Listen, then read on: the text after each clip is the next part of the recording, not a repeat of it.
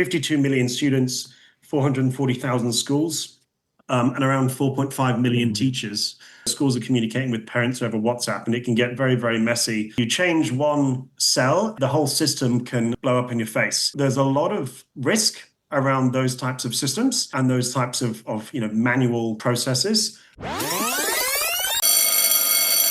You're listening to Around the School Table, hosted by me, Steve Davis, and proudly powered by Zuno Suite. We'll be bringing together the many voices shaping primary and secondary education across Australia, from principals and teachers to education thought leaders and system innovators. Whether you're in the classroom, the staff room, or the boardroom, this is your podcast to be informed, inspired, and connected. Today on Around the School Table, we're joined by James Thomas, Managing Director of Digital Education Partnerships Indonesia, or DEPI for short, a consultancy helping edtech companies scale across Indonesia's vast and diverse school system. James navigates the unique challenges of the world's largest education markets, from WhatsApp-run schools to TPPK child protection mandates, and the shift from spreadsheets to smart systems. And in this chat, he'll be helping us clarify LMS versus SMS, etc., tackles anti-bullying realities, and shares a practical playbook for school leaders on payments, implementation, and building resilient operations. I think this chat promises to share some grounded, actionable insights as well. James, welcome to Around the School Table. Thanks, Steve. Thanks for having me. Appreciate it. Now, for people who don't know you yet, can you explain what is DEPI and what do you actually do in Indonesia's school market? So DEPI is Digital Education Partnerships Indonesia. In Indonesia, they love to use acronyms, and DEPI, the name of the company, hopefully is quite self-explanatory. So we are a consultancy that helps international edtech companies navigate the quite complex Indonesian education landscape. So we provide go-to-market consultancy services, and we then execute on those marketing plans to help these edtech companies develop meaningful traction and develop strong relationships within the Indonesian education landscape. It's quite a complex one. There's, on the face of it, a very, very big market here. 52 million students, 440,000 schools, and around 4.5 million teachers. Around 86% of those are under the Ministry of Education, so these are government schools. But there's a very, very big market of around 50,000 schools which fall under the Ministry of Religious Affairs. So these are fee-paying schools. Quite a number of them are aspirational international curriculum schools as well. But in terms of international schools, conventionally what we'd refer to them in Indonesia, they're called SPK schools, which is Satuan Pendidikan Kerjasama. So that's a cooperation-based school model involving a school utilizing UK curriculum, IB curriculum, AP, etc. Those numbers you just shared, they're mind-boggling for an Australian. Like millions of teachers, I think you said 3.5 million teachers. 4.5 million teachers, yeah. And that's why Indonesia is so interesting on the face of it, because there's so much market potential here for international edtech companies that want to access the market, but they don't really know where to start. Indonesia is very much a market where you need to build trust, you need to build networks, you need to build relationships. And so DEPI kind of sits at that intersection between, international edtech provider and, local schools. And we help to be that bridge for implementation and building those strong relationships. Now, you've mentioned international schools, and people hear the term international school. I remember when I lived in Hungary, I knew there were international schools. We just assume that an international school, the systems there are going to be mature. It's top of the shelf. In Indonesia, what's the actual reality in these? I think you referred to SPK schools. As part of our market research through our partnership with Zuno, we surveyed around 100 SPK schools. So these are schools that are licensed to offer international curriculum. And we identified that 72% use some form of an LMS, so a learning management system, primarily focused around curriculum, student learning, teaching and learning, etc. But actually only around 28% use a dedicated school management system. So the core kind of operational background around, attendance, around finance, and school security, etc. Does that surprise you? In Indonesia, I think primarily schools have led with the curriculum, so they've adopted an LMS. But what we've seen is that schools are mostly communicating with parents as a primary communication tool using WhatsApp. So 58% of schools are using WhatsApp as a primary parent communication channel. But what we've seen, and we're speaking to a number of the leading schools in Indonesia, it's not just the kind of tier 2, tier 3, the lower fee schools, but even the leading schools are having particular problems around their finance workflows. So that's where a student management system can come in and help to integrate between finance platforms like Oracle or Xero, and help to reduce some of the manual workload, where there's also a lot of risk for human error as well. So it's been a very interesting exercise actually in the last few months, because we've had a lot of schools talking to us about finance and events. So problems around parent payment, both for admissions, but also for extracurricular fees, etc. And the very kind of manual workflows that schools have at the moment. So particularly around the finance side, there's a lot of market opportunity in Indonesia, and that's what we're hearing from schools at the moment. I want to go back though. When you mentioned LMS before, a lot of schools have a learning management system, and they kind of think it solves everything. It probably is worth just teasing apart specifically the big differences between LMS, SMS, and the SIS layer that you talk about. Yeah, there's a lot of acronyms flying around in the market at the moment. So, in short, an LMS is lesson delivery, assignments, classroom workflows. It's around the student, right, and the student's learning journey.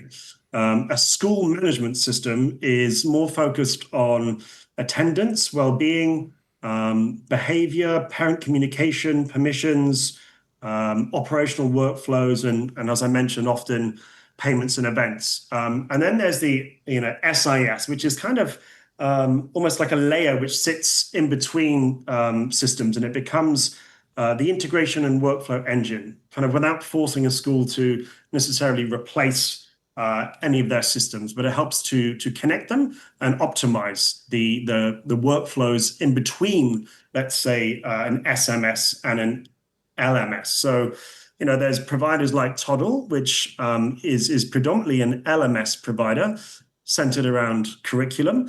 However, they are now increasingly, companies like Toddle trying to become more of an SMS by integrating, modular components like, attendance, reporting, and even trying to incorporate, finance modules as well.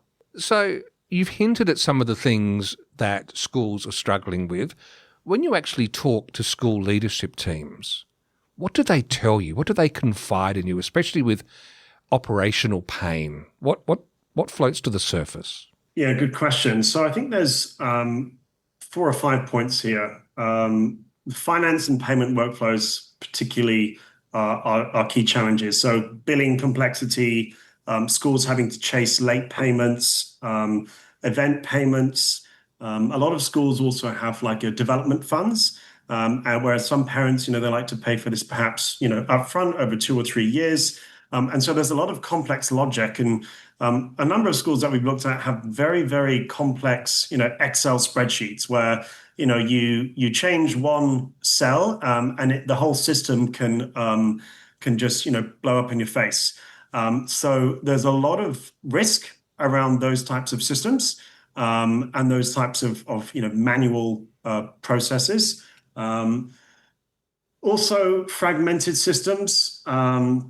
So, having let's say an LMS for your attendance, but also having a bit of overlap with your SMS, and what system is kind of the school's one truth. So there's certain overlap between the two, and schools think that they've got an LMS, they've got things covered, but then they've got these very fragmented core operational systems, like really is particularly the finance side of things. One of the other key points to mention is about parent-school communication, and just the very kind of offline communication channels. There's WhatsApp. There's no kind of school. They're not really using, if they're not using an LMS, where there's a good percentage of the higher fee-paying schools are using those types of systems here, but otherwise, schools are communicating with parents over WhatsApp, and it can get very, very messy. Particularly with schools with several hundred students. There's obviously a lot of manual follow-up to do without using a central school system like an SMS, for example. That use of WhatsApp seems to me to marry to a trend within perhaps non-Western countries and emerging markets, etc., because of the ubiquity of the mobile phone. There's a lot of app-based interactions generally in society. Does that make sense to you as to why that just works its way into the school system too? When we look at Indonesia, it also comes down to budget. WhatsApp is a free channel for them to use. And most schools will have, parent-teacher groups, which, unfortunately for poor teachers means that they're getting questions fired at them, every hour of the day, seemingly. So a lot of teachers we've spoken to just, are constantly being bombarded by questions from parents, because there's seemingly a very open, direct channel to speak to them. So that does become a bit of a problem, and also there's a wellbeing piece around that, where teachers don't really have any chance to escape. Wow, that's a far cry from the teachers at our primary school here in Australia, where the principal put out a policy that you can email your teacher. But we've told the teachers they're not checking their email after work. They will check them at certain times through the day. It's really hard to police that with WhatsApp, because that notification pops up no matter what. Correct. Managing school communication, student progress, and daily operations can be overwhelming. From tracking student performance to managing staff schedules and keeping parents in the loop, it's easy to get lost in the chaos. But it doesn't have to be. Meet Zuno, a simple, powerful, all-in-one school management solution that brings everything and everyone together in one place. Trusted by over 500,000 staff, parents and students, Zuno adapts to your unique needs, offering seamless integration and exceptional support every step of the way. With Zuno, schools save time, parents stay connected, and students can thrive, creating a stronger and more engaged school community. Ready to transform the way your school operates? Visit zuno.com.au today and experience the power of simplicity. You did also survey a number of schools, I think it was 100 or so, about their current operational systems. We've talked about some of the things, but is there anything from the analysis that we haven't touched on yet, a trend or something you've observed? So actually, something in Indonesia which which is a kind of a new concept is safeguarding, and well-being is another kind of piece of the student management system. From Zuno, they have an incident and reporting module, and in Indonesia in 2023 there was a mandate issued by the government called the PPK mandate, which required all schools to have a safeguarding committee comprising of at least a parent and 2 staff members. However, in the practical provision of training, the government unfortunately does not have a kind of centralized platform to provide training for schools. A lot of the training is done kind of face to face, where staff will go away for a day or two, and their role is to then come back and educate the rest of the school community. So in terms of reporting these incidents, there's also kind of a big gap. Prabowo came out the other day and issued a very strong statement about how he wanted to really clamp down on bullying. There's a big bullying problem here in Indonesia. And so this mandate is centered around having a structured committee to provide support to students in the school, but also for them to be the point persons to provide training to staff. So where incident and reporting comes in with a student management system is really valuable, because of course you need to identify and respond to those child protection incidents within the school. And if they're not being recorded in the right manner, and if they're not being escalated to the right people, then that also becomes a bit of a challenge. And then there's the visibility for parents as well. And that's where the benefit of an SMS comes in, so that parents can also have oversight of any of these types of child protection cases that might involve their children within the school as well. Despite that very hands-on and slower process of getting this through the system, are there promising signs that it's making impact? Because bullying is something, it chills most of us when we hear about it. It's just one of the worst aspects of humankind. Is it working? So there's another organization I work with called Teach Up, actually, and they provide bilingual safeguarding and child protection training. And they've seen a huge uptake in demand for their training, because it's whole school. So in Indonesia, there's some training. Some schools have a safeguarding policy, but surprisingly not many. And a lot of schools are looking for external training providers like Teach Up to be able to support the practical implementation of that mandate, because every school must have a committee, and they must file that paperwork to the ministry. But the reality of the day-to-day training and then the reporting of incidents in a school is still very murky. And so having an incident reporting platform within a student management system gives more visibility to incidents that are happening in the school. But then, external providers like Teach Up come in and provide that practical whole school training, which is, international best practice. But a lot of schools in Indonesia still feel like, they just need to train the teachers. But ultimately, any staff member that has any form of engagement with a student in a school has a responsibility to understand how to identify, respond to, and report child protection cases in the school. So reaching out to arrange more of that training, that's a good sign. I'll take that as a good sign, because the awareness is the first step. It's a very complex picture that you've painted with the way the state of play is across Indonesia at the moment, probably not just Indonesia, but elsewhere as well.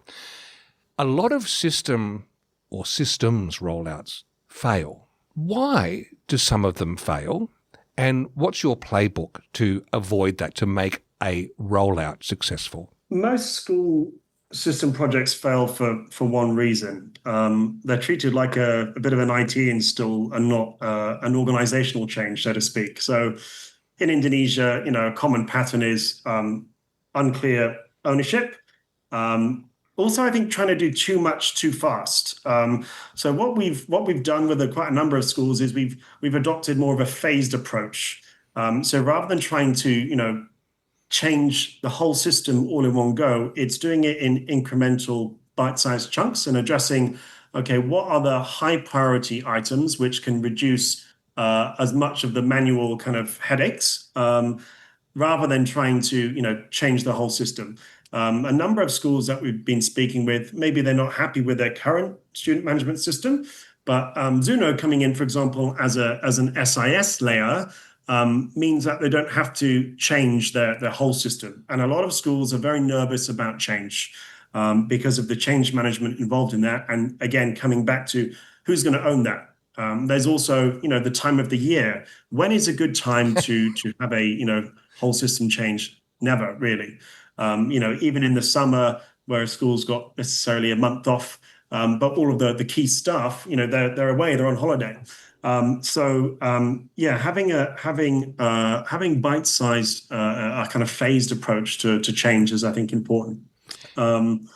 Also, schools, from a data standpoint, can be quite messy. I think it's very important to, have someone come in with a fresh pair of eyes.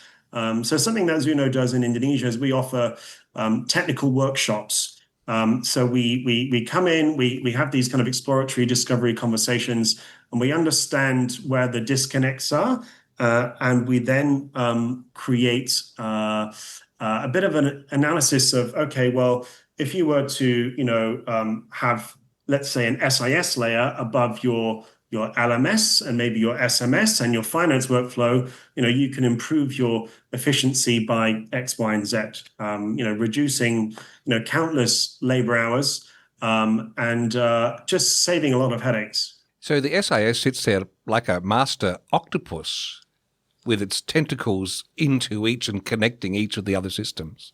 Correct. And it's almost like it's a placeholder. Yeah. To some extent, you can come in and have, for example, Zuno as an SIS layer, and it can kind of run alongside your SMS system.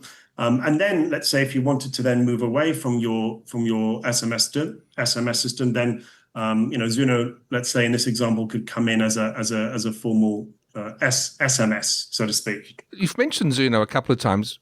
Why did Zuno choose to partner with DEPI? And what changes when a platform is really, truly localized for Indonesia?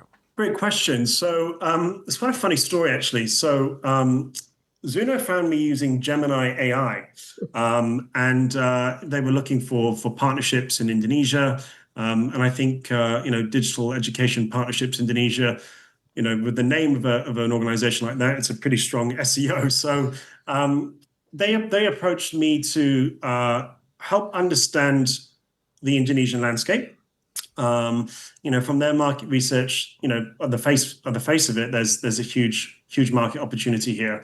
What impressed me most about the Zuno SMS platform was just the legacy, I suppose, the 35 years of expertise, all of the engineering that's gone into building that SMS. It's a very mature product, and with some careful adaptation for the Indonesian market, i.e., we've integrated a local payment gateway with a provider called Zendit to help Indonesian schools pay in IDR, so parents can pay their admissions fees, they can pay their development fees, they can also pay extracurricular fees.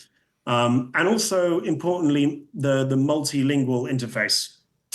So in Indonesia, there's actually quite a lot of Korean and Japanese expats as well. So it's not just a case of it being a bilingual platform, but a multilingual platform to help parent-school communication as well. Not every parent, let's say, that sent their children to school here, maybe a Japanese parent might not be proficient in English, and for that matter, certainly not Bahasa Indonesia. So being able to have that multilingual aspect, I think, is a real strong USP, and it's something that schools have really responded well to. So, look, finally, if there is a school leader listening in and thinking, we need to fix this, what's the next step? So I think the next step is understanding where are your biggest headaches. What are people stressing about in the school? Is it a finance problem? Is it a parent communication problem? Is it a security problem? So a lot of schools now are very interested in, let's say, the Zuno kiosk, because school security, of course, is a very important issue. And particularly a lot of these leading international schools here have children that go there from very prominent people in Indonesian society as well. So I think it's understanding, doing an exercise where are the biggest headaches that we're having operationally, having a conversation with a external provider to understand where there can be connections made, where we can integrate and optimize, and ultimately reduce the risk of human error and manual workflows. Such a dense topic. James Thomas, thank you very much for joining me around the school table. My pleasure. Thanks, Steve.